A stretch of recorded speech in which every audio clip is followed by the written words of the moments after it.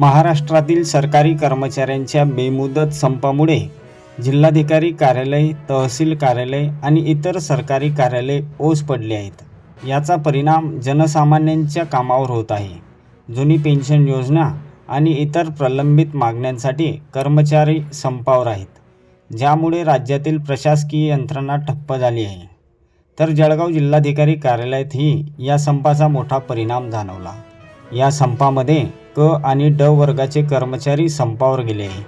आजपासून सुरू झालेल्या या संपाच्या जळगाव जिल्हाधिकारी कार्यालयातील बहुतांश कक्ष कर्मचाऱ्याविना ओस पडलेले दिसत आहेत. जिल्हाधिकारी कार्यालयातील अनेक विभागांमध्ये शांतता पसरली असून नेहमी गजबजलेले कार्यालय आज सुनसान झाल्याचे चित्र पाहायला मिळाले.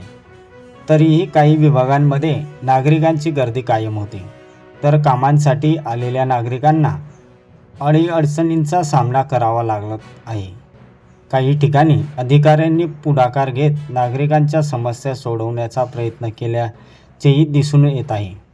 संपाचा परिणाम किती दिवस राहणार याकडे आता सर्वांचे लक्ष लागून आहे.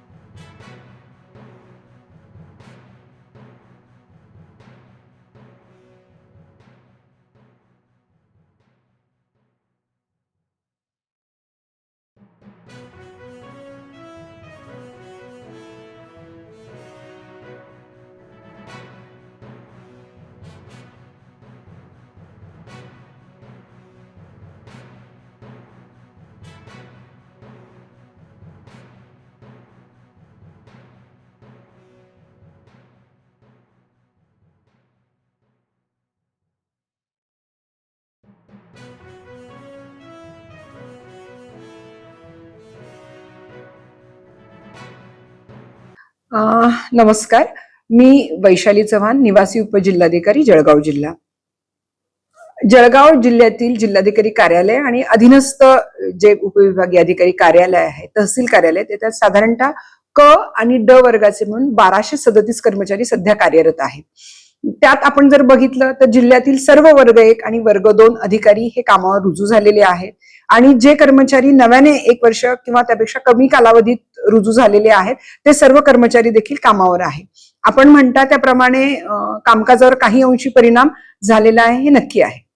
आज आमच्याकडे जेही नागरिक आलेले आहेत त्या सगळ्याही नागरिकांची आपण कामं करतोय. व्हिजिटर्स जे येतात त्यांना माननीय जिल्हाधिकारी, मी असेल आणि इतर वरिष्ठ अधिकारी हे भेटत आहेत.